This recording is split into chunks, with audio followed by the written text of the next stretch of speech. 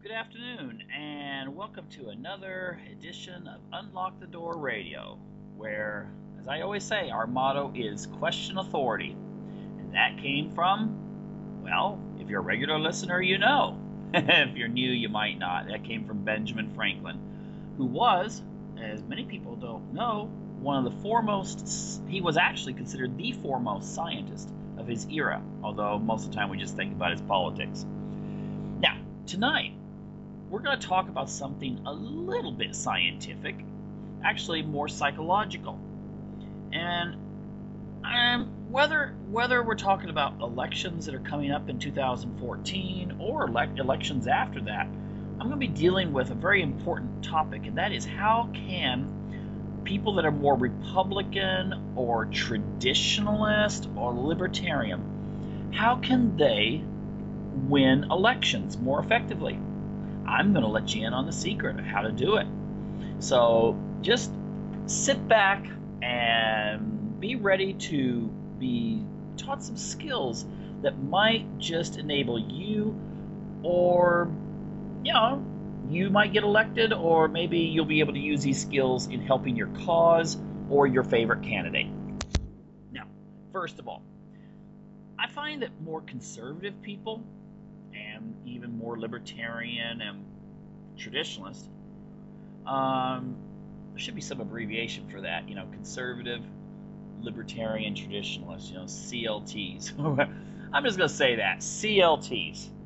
The thing is, CLTs tend to have a very strong desire to deal with such things as economics, facts, information. When they try to persuade people, they try to, in many times, overwhelm the opponent with the reasons why something will work better. Be that if it's science, be that whether it's economics. It's sometimes when I hear a conservative or a CLT speak, it sounds as if I'm in a math class in which they are going over, some sort of geometry or something. And as you recall, it's very difficult to be able to remember the details from such a presentation, isn't it? You go into some sort of lecture in which someone is presenting facts, when they are drawing stuff on the board and giving you diagrams. And you know what? I say even more than 9 times out of 10, you forget all about it.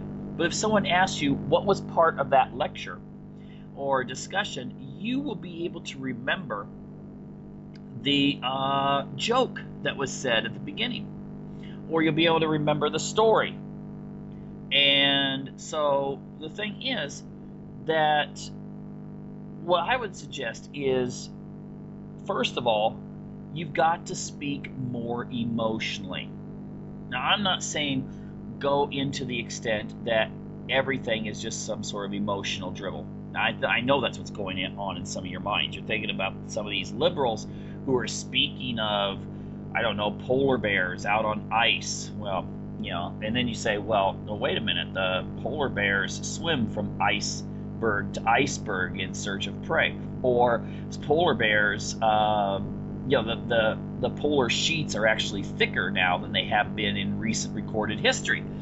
The thing is that the thing is that people still remember the picture of the stupid polar bear on the ice and someone saying, this is really sad, and given the implication that polar bear is going to drown.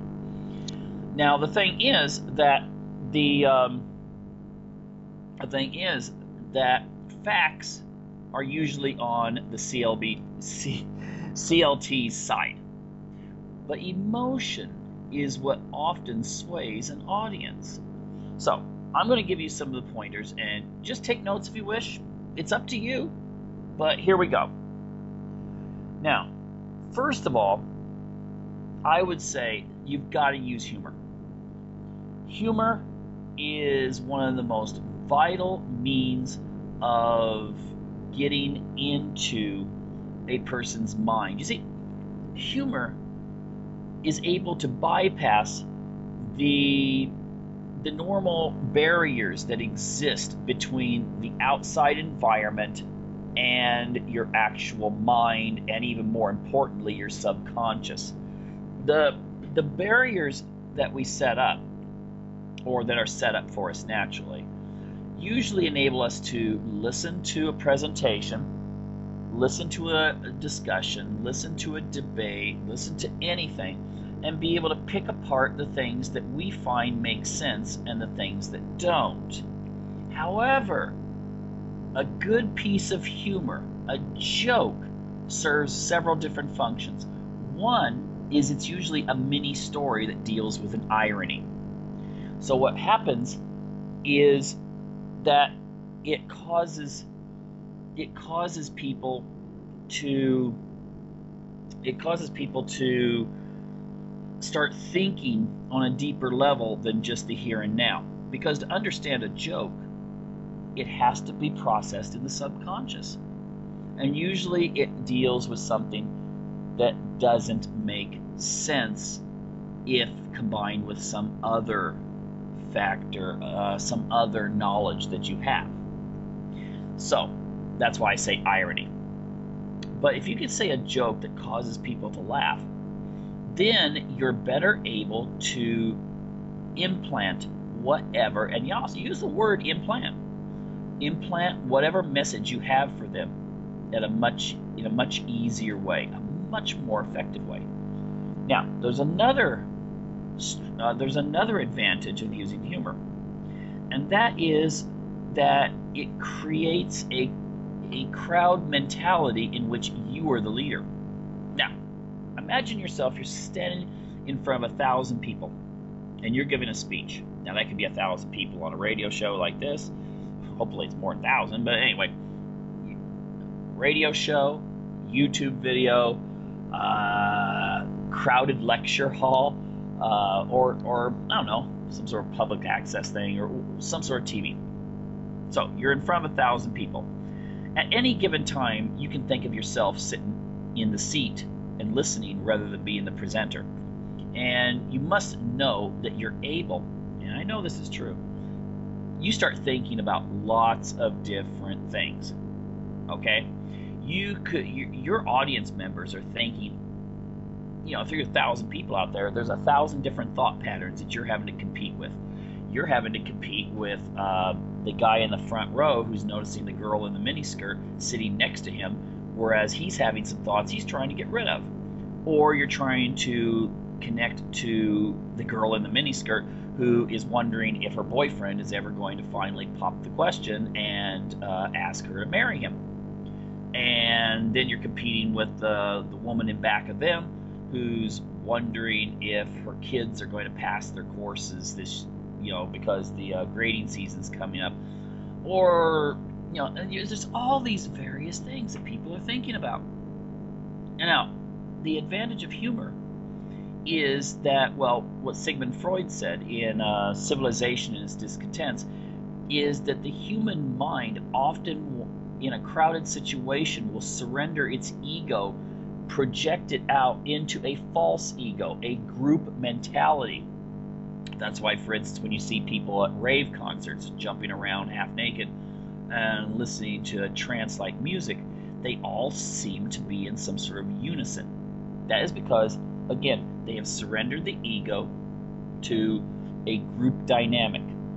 Now, that could be fine for a dance, or it could be dangerous if the lights go out in the middle of the city in the middle of the night. So, the thing is that humor enables you to create a group rather than just 1,000 people that are all thinking about their various hopes, dreams, fantasies, worries, and desires.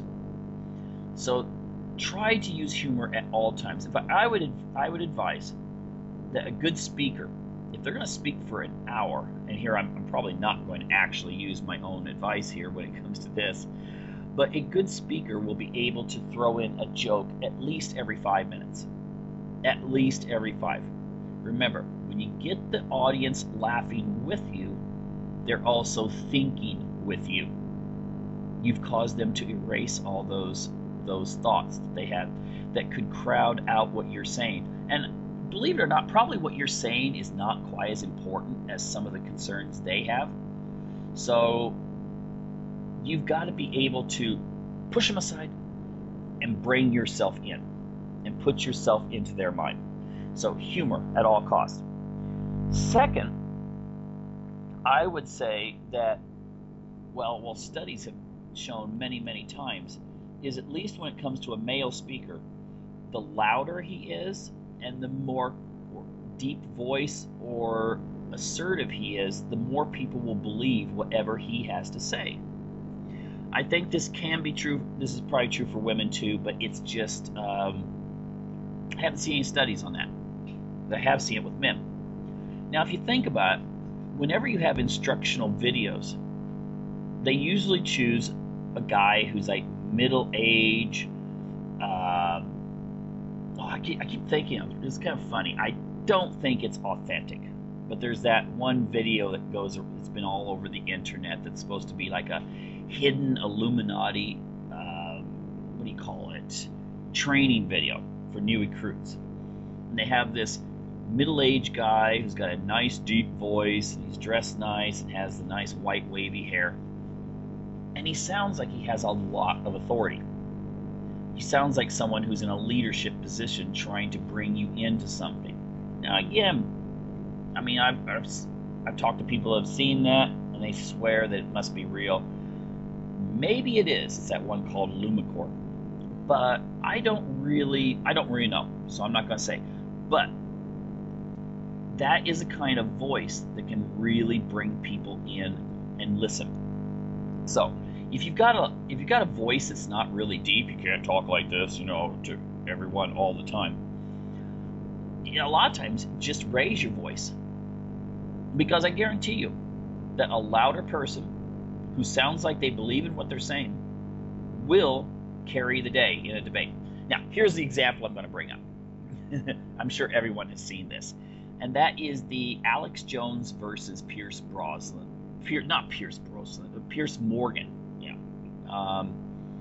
The Pierce Morgan debate on gun control. Now, if you haven't seen it, you need to. Now, I've instructed debate before in the past, and I'll tell you one thing. Alex Jones broke so many rules in that. Most debate coaches would have, if this was an actual Lincoln Douglas debate, would have actually said, okay, enough, this is getting out of hand. But you know what? There's not that many debate coaches out there in the public who register their opinions.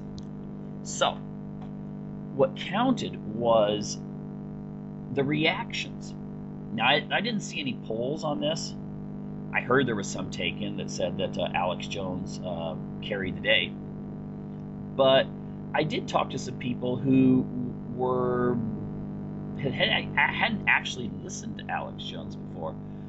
And they were all like, he just creamed that British guy. He just really... And the thing is, if you watch the two, the one thing he had going for him was that he was loud. And he really believes in what he says. So what you wound up with was most people in the audience, and he must have gotten a lot more viewers after that, listeners. Most people in the audience felt that Alex Jones won it, even though, by debate standards, he did not. Okay, he would have been disqualified. But by actual reaching the public with his message, getting it out there, and persuading people, he won the debate. So I just want to have people remember that. You don't have to be as loud and in your face as Alex Jones was with Pierce Morgan. You don't have to be. But if you go into a debate with the attitude that I'm right, okay, there's a little neuro-linguistic programming or hypnosis, self-hypnosis, that they teach people that are trying to use like pickup artist strategies. You go into a room that has a lot of women if you're a man, and you pretend like you're, I don't know, a Nephilim or something. You're like 10 feet tall and you're in charge, and that will be conveyed to people. They will pick up on that, and you will pick up on it too. you will start to believe it. So never go into a debate and start conceding unless it's part of like a martial arts strategy. You start conceding a point, like saying, well, yeah, I could see where you're coming from. I understand this. And I just have to say this, though. And then you come around them like you're like a battleship against another battleship. You know, you go ahead and take the hit, but then you swing around and nail them from behind. That is how you win a debate when it comes to politics.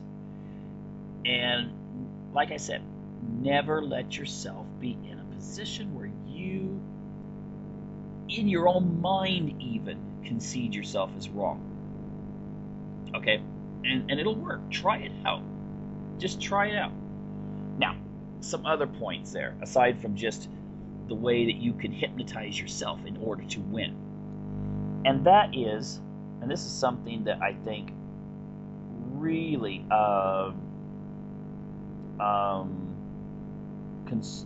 CLTs have a hard time with, is that they kind of look down on popular culture. Now, thing is, they listen to popular culture.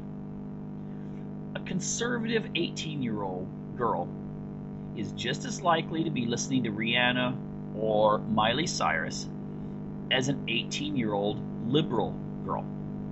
Shouldn't say girl, woman, 18.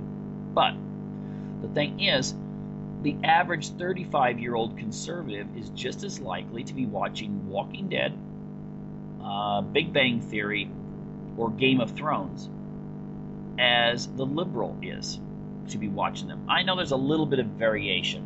There's a little bit of variation when you get to some shows that are a little bit more risque or really overtly liberal. You'll have more liberal, that maybe challenge traditional views on the family.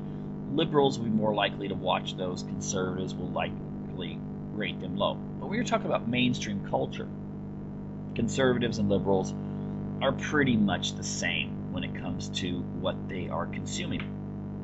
The problem is that liberals, I've heard lots of liberals speak, and they are very good at dropping names. And what I mean by dropping names is starting to make reference to popular culture.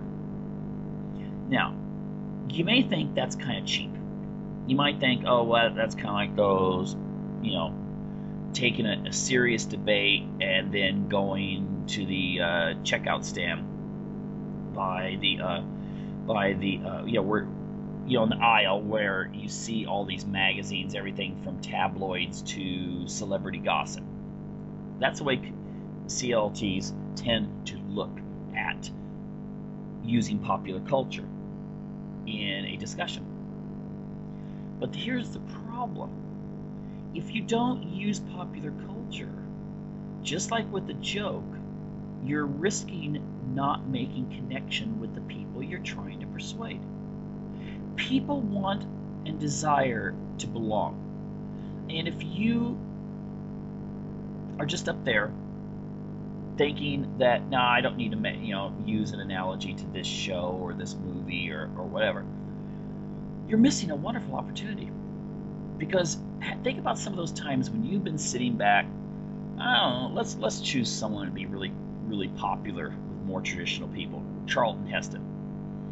And when I say Charlton Heston, you're not just thinking about his being able to get up there and really be good at vocally supporting the Second Amendment. But I guarantee that right now you're thinking about one of his epic movies like The Ten Commandments. And if someone were to say to you, what does Moses look like? Well, most of you would think Charlton Heston, as he appeared when the movie The Ten Commandments came out. And that's natural. That's the way our brains work. In the same way, you nowadays, I think, if you ask people, what did Noah look like? And maybe just, 2 years ago, most people in America would say, well, he looked like some Middle Eastern Bedouin with a Santa Claus with a Middle Eastern Bedouin outfit. He's got his little staff and he's herding his goats into the boat. Well, The movie with Russell Crowe changed that to a lot of people. Now when you say, what did Noah look like? A lot of people automatically start thinking of Russell Crowe in more modern clothes, certainly not just being a simple shepherd or something like that. And whether you love the movie or hated the movie, that's the image now. You just type in Noah and look at Google Images, and you'll find I'll bet you about half, if not more, of the Google Images show Russell Crowe, and when he played the part. And the same could be true of a lot of other characters. Your view, if you think of what did Charles Lindbergh look like, well, you're thinking of Jimmy Stewart because he played the part. Or there's a huge variety of people. I'll just leave it at that. Now, if you're really old and you say Dracula, you think of Bela Lugosi. If you're younger, you think of Gary Oldman. That's just the way it is. Now, the thing I'm trying to point out here is that when you drop popular culture, when you're speaking to people, you make a connection that then they see that you like the same things, or they assume that you like the same kind of movies and TV shows that they do. I guarantee that if you're talking to an audience and you're trying to talk to some, 20-year-old hipster, and you're not getting through to them, and you make some reference to an episode of The Walking Dead or Game of Thrones, they are suddenly, their eyes go, you watch it, their eyes go open. They'll start looking up like, whoa. There's a lot of people besides that age demographic and so forth that's watching those shows. But even the hard-to-get ones, you mention something they like, and they will automatically connect to you. I remember one time I was in a classroom, and I had a really hard-to-get person, and he had like a T-shirt from Metallica. And I remember I said, well, which album? Did you like that album or that album? Do you like this album or that album the best? And he's like, oh, you like them? And I'm like, oh, yeah, I've got them on my MP3 player. And automatically, I became the cool guy to him. And he'd listen to me then. That's how you connect to people. Okay? If you want to connect to people, this is what marketers do. My gosh, radio shows in America, they have it down to a science. They figure that if you're listening to, I don't know, music from like Whitney Houston or someone like that probably you're an early middle-aged woman. If you're listening to, now of course that can vary, but at the same time, if you're listening to death metal, you're probably a younger male.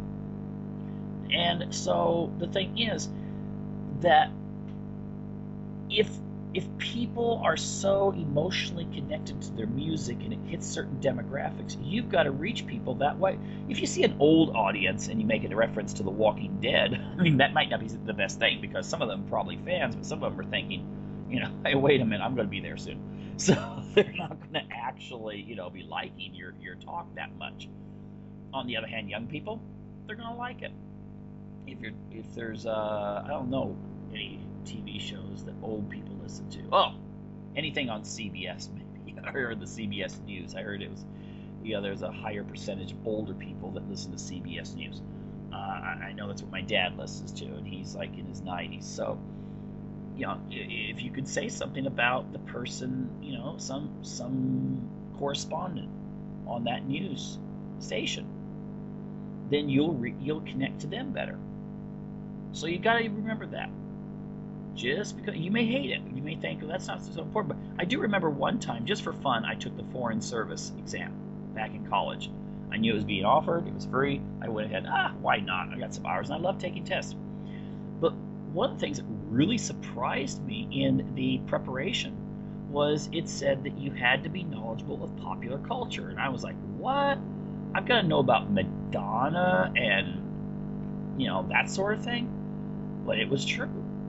And the reason why you have to know about the popular culture in your in this profession is because sometimes you're expected just to be talking and mingling with these highly influential people. And so if you know something about the popular culture, and I remember I was listening to a presentation, I think it was from Mikhail Kaku, the famous physicist slash futurist, and he said that the two most recognized people on the face of planet Earth are Madonna and Arnold Schwarzenegger. So the thing is, you could be talking to some, I don't know, Chinese diplomat and say something about Schwarzenegger or something, and all of a sudden you break the ice and he starts laughing and go, oh yeah, which Terminator did you prefer? Or I saw Conan, and that sort of thing. You break the ice with people. Who was it? Medvedev? I read that he liked classic rock, more heavier rock music. The guy that used to be president of Russia, and now I think he's foreign minister. So, I mean, if you were going to be, if you're talking to Medvedev, which, probably most of you won't, but if you were talking to Medvedev and you just didn't know what to say, you could say something like, I heard you like Deep Purple. And all of a sudden, oh yeah, I don't know, maybe he likes Megadeth too. But the thing is that breaks ice and it connects you. And conservative or CLTs really need to learn how to use this skill. Because then again, you get through that shield that our mind puts up and you get into the subconscious and you are communicating to that subconscious brain instead of that really critical, analytical cerebral cortex. You don't want to talk to the cerebral cortex. Cerebral cortex just wants to see how smart you are. The other parts, they want to see how I feel about you, how I connect to you. Okay? So try doing that. Next time you have to make an analogy, to, like, if you're talking about, oh, it's really important to have food storage in there, and to someone because you're really into prepping. And they're like, okay, well, yeah, I like to have a closet full of food. Yeah, that's really good. But then you can say, hey, remember that one scene where they were trying to find, in Walking Dead, when they were trying to find food, and someone said, I wish I had, I think it was Dale, before he died in the series. Sorry for spoilers if you haven't seen season 2. But he made some comment like, hey, if I had known things were going to fall apart, I would have stored food. See? All of a sudden, the person that's watching is going, yeah, that's right. And then they start thinking about what it would be like to be, in that same situation, scavenging for food. And they're thinking, maybe I need to go out and buy some food. See? You don't need to persuade them. You don't need to say, well, there's a 37% chance that the United States economy will collapse in the next 5 years, and therefore the chance, that stuff's not going to persuade people because it's too far away. It's like telling a 14-year-old, hey, if you keep smoking, you're going to die of a heart attack when you're 60. They don't care. 60's a lot. 60's light years away for them in their life. You tell a 14-year-old guy, hey, did you know that most men that use Viagra, it was because of their smoking that narrowed their blood vessels and clogged them up, and therefore, it affected the penis? And all of a sudden, the 14-year-old's going, oh my gosh, no, and they're more likely not to smoke. 14-year-old girl, tell her how much she's going to look like a 50-year-old when she's 25 if she smokes, because of what the effects of the skin. And all of a sudden, she's like, oh my gosh, I got to stop this. That's how you speak to people. Don't need to be giving them all kinds of facts and information, because that's, again, cerebral cortex, it takes the facts in just like a computer. But like, how a lot of people talk about robots and they say, well, robots won't be able to think, so therefore no matter how smart they are, they won't be equal to humans. Well, guess what? Your cerebral cortex that goes by facts and figures is the robotic part of your brain. The part that makes you human is the subconscious. So think about that for a moment. Want to connect to people? Talk to the subconscious. Don't talk to the hand. Like, remember Terminator, Terminator 3, where he's like, talk to the hand. You don't want to do that. I mean, you might as well be talking to the hand if you're just sitting there rattling off statistics. it just doesn't work. Now, speaking of which, not just dropping names, watch some. If you're going to speak to a bunch of young women, maybe you should watch one of the episodes of Twilight or something and bring up something in Twilight. But there's another one, and that is the ability to be able to use stories. Now, I'm going to get to emotions in just a moment, but first I'm going to start with stories, and then we go to emotions. I know I've been talking about emotions all the time, but I'll go to emotions very specifically in just a moment. Now, when my son did his schooling in America, part of it, and then they did it in Europe. He finished his schooling in Europe. And what was very interesting is he's really good at debate. I mean, he's very good. He can rattle off statistics, but he also knows how to use the feeling thing to persuade people. Now, he barely knew the language of the country he was in. Barely. But they had a debate in his class. He was like about 14, I think. And it was on the death penalty. And in this particular country, oh my gosh, supporting the death penalty is almost akin to supporting the Ku Klux Klan in the United States in a debate. There was one other kid in his class that was on his side. The whole rest of the class was against him. Within, I think it was a 45-minute period, he switched the entire class to supporting the death penalty.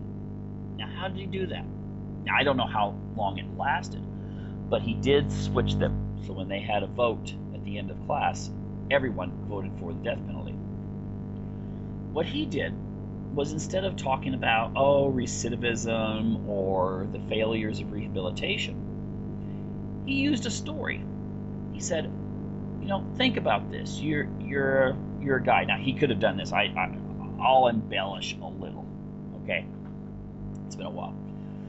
Imagine Bob. He's married to his high school sweetheart, and they're expecting their first child. But Bob wasn't so good in school. He's a good guy. He shows up to work, really tries to do his best, but he needs a better job because he's in a little apartment and he really wants to be able to support his family. So he sees an ad for prison personnel. And he goes and applies, and he gets the job. So they've got him working in a maximum security prison. And one day, there's a fight that breaks out between two inmates. And both inmates are deaf. They live in a state where there is no death penalty. So instead of getting the death penalty, they just got each of them had 4 life terms. They knew they were never getting out of prison. But they were in a fight, and he steps in to stop the fight, and one of them pulls out a homemade ice pick and shoves it into his head and kills him. So Bob's dead. And his wife is, devastated. Her baby will never meet its father. And the really sad part of this is that they'd had the death penalty in this state. One or both of those guys might have actually been either locked up in death row away from the other prisoners, or would have been executed. And then Bob would still be alive. Instead, all they do to the guy that shoved the ice pick into Bob's head is just give him another life term, which is nothing because he's not going to get out anyway. In fact, it gives him another notch. Yeah, I'm a 5-timer. Now, he used those kind of arguments, several of them, using a story. And everyone is just transfixed on this. Like, whoa, what happened to Bob? Oh no, Bob got killed? And you know what? If you tell it effectively in front of a large group, and you only hint that it's not true, you might say, I remember reading about that. Well, let's just pretend there's this situation. Let's call this gentleman Bob. What you've just now done by interrupting yourself and changing your narration is everyone now thinks, no, this is a true story. He's telling a true story, and he's changed the maybe the guy's name was Robert, and he switched it over to Bob. But now I believe what he's telling me. And you're in total control of the narrative because you're making up the story as you're going along. But people throughout the ages, probably ever since the Great Flood, it had to start all over again, people lost most of their skills at writing and taking information down. So how did we transfer information? It was orally, around the campfire. We told stories. Humans are designed to listen to stories. So what you need to do is you got to learn how to be a good storyteller. Now, I'm not saying you have to learn all these skills, okay? But if you can learn to be a good storyteller, you can grab the attention of the people as well. Now, I don't know if you ever saw the movie. You should watch it since Hillary Clinton's thinking of running for president. But everyone ever hear about the movie, and this actually is a real movie, I'm not making this up. It's called Primary Colors. It starred John Travolta, basically playing the part of an individual who ultimately was based on the character of Bill Clinton. And I remember that he goes and tells a story about his uncle who was in the war. I believe that's the way the story went. I haven't seen the movie for a few years, but he's telling a story about his uncle who was in the war. Don't even remember which war. I think it was World War II. And everyone's transfixed on this story. He said stuff like, he never even had a chance to learn how to read, even though he got this certificate of award or something for his heroism. And in the movie, everyone's just like practically crying. There's no noise. You can drop a pin. Well, that's what happens when people tell stories. You can get people who are normally just sitting there chatting with each other in the back of the room, and you start telling a story, they stop and they listen. That's what CLTs need to do. Conservative, libertarian, traditionalists need to learn to speak the way that human beings were designed to speak. Not like college professors, not like primary school teachers, but as storytellers. Hey, you know what? One culture that really captures storytelling is the Irish. They always love to tell stories. Notice which country of origin most of our U.S. presidents are from. Either Ireland or Northern Scotland. Scotch-Irish. These areas, the people, they all have that same culture of telling stories. So maybe maybe it's genetic, I don't know, but it gets passed through, and it captures people.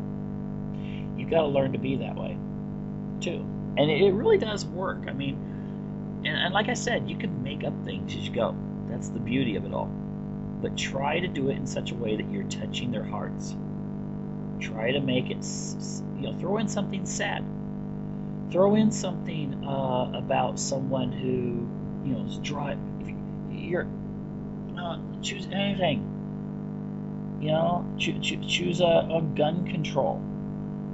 Someone who always refused to have a gun and then gets robbed and beaten, or something like that. I mean, a lot of times you can find the true stories, but if you're at a loss for a true story to use one that you make up. Because if you do that, you'll be more likely to be able to get in there and persuade them. And that's what they're going to remember too. They're going to remember the story. There's many times I have heard a teacher talk about something. I remember I had a college professor. I was in a psychology course. I don't remember too much, except one time he said he told people they shouldn't read this one book. Of course, that was reverse psychology. He was a total evolutionary psychologist. He wanted people to read this guy's book. But there was another thing. The one thing I remember from his classes was that he would always come in and talk about these raccoons that were attacking his poor little dogs. Yeah, can you believe that? That's the one thing I remember from this advanced psychology course was him talking about the raccoons always picking on his dogs and why. I think he was angry because he wasn't allowed to use certain traps or something on his property or something, but he was really upset with the raccoons that were picking on his poor.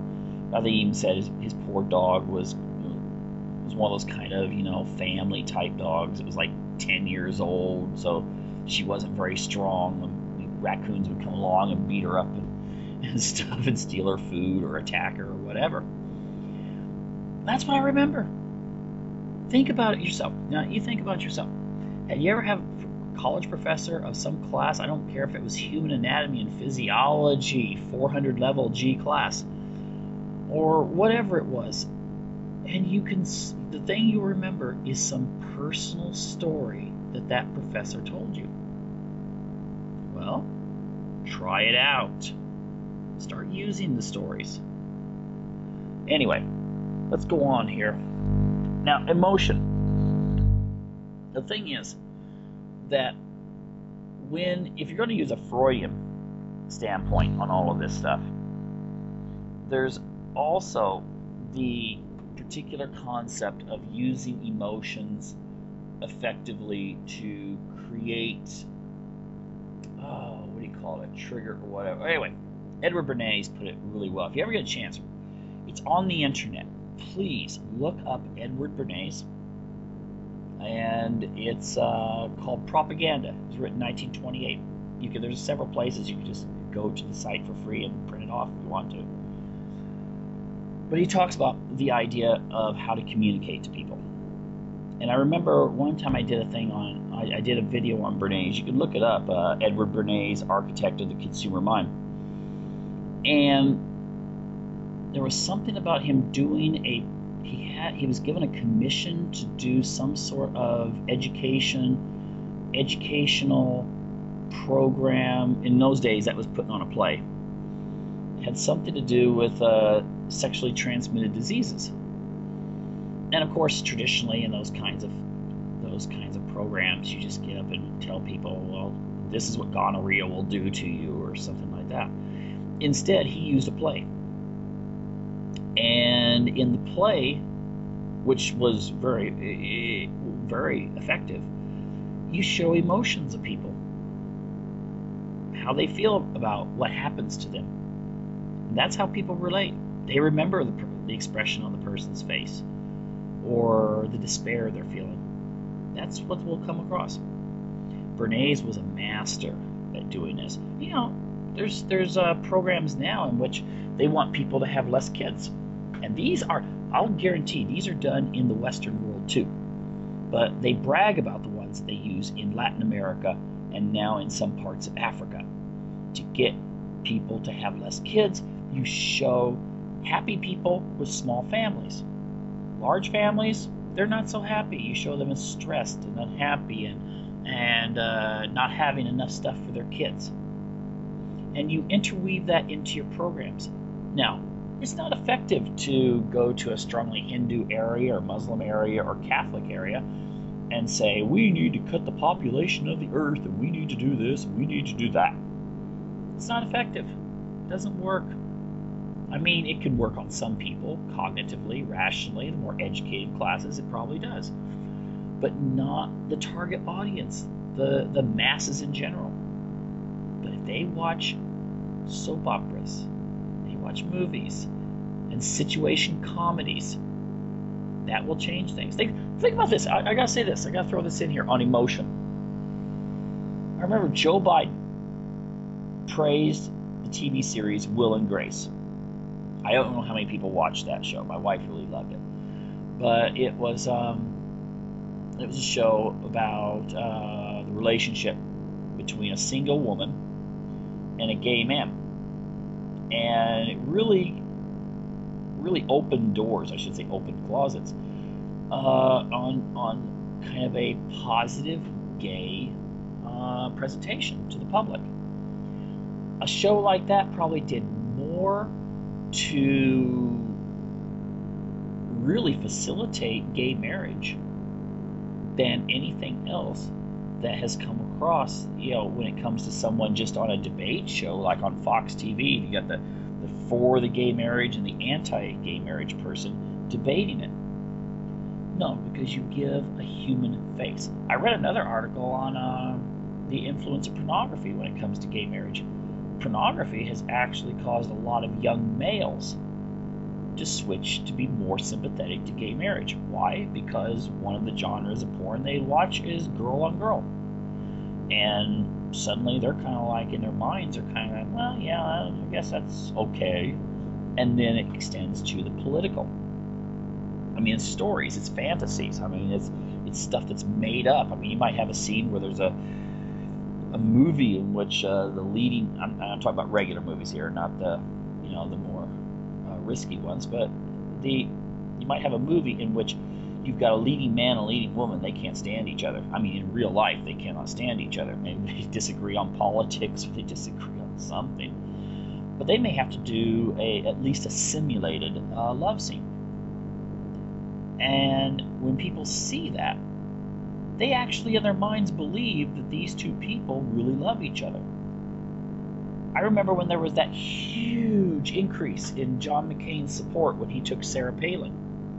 And I tried to explain that. The easy way to explain that was all of a sudden you had the old geezer. Yeah, he's still around too, the old geezer.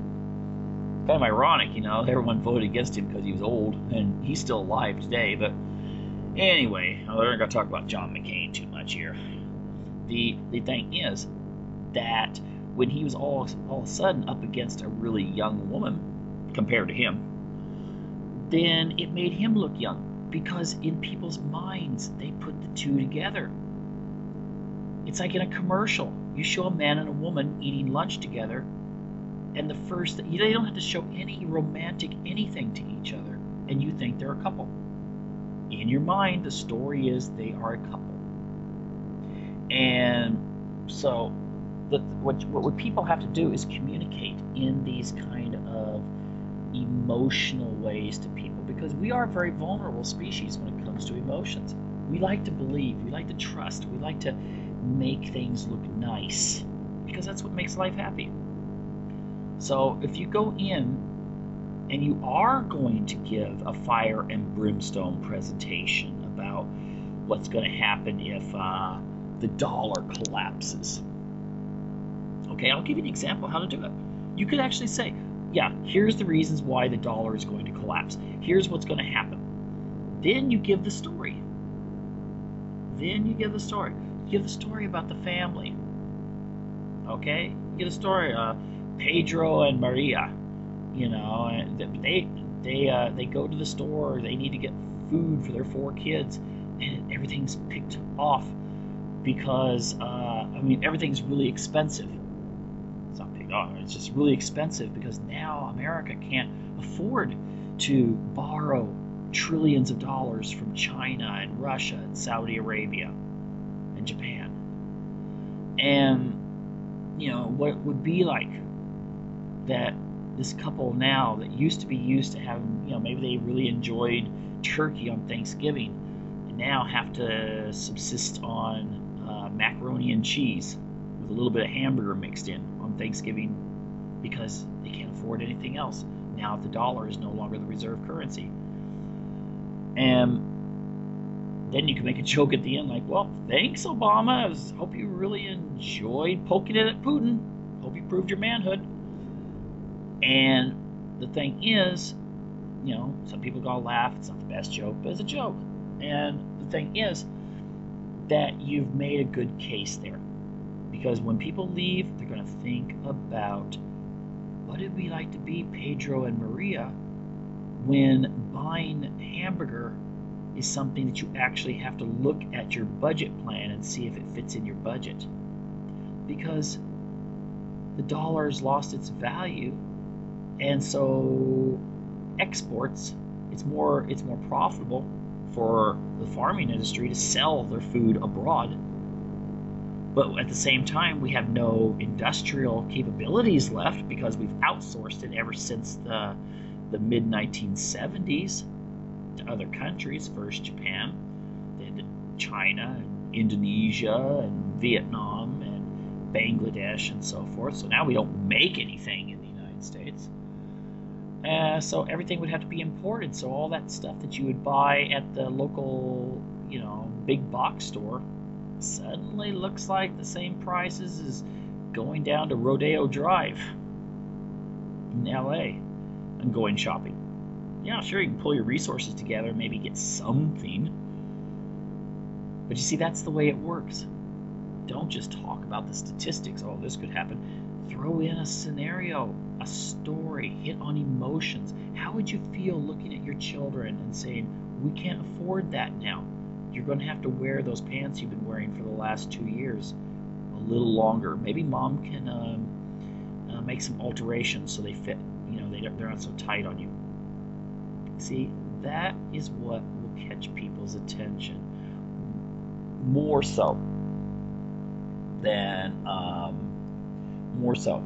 just throwing out statistics.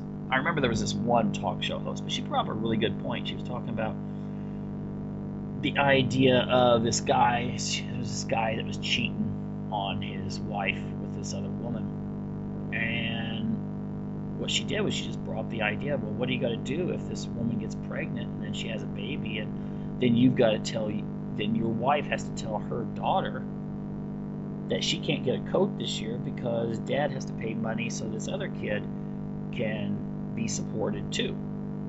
Oh, that stuck with me there. I bet there's a lot of guys that actually, hey, wait a minute, that's true, isn't it?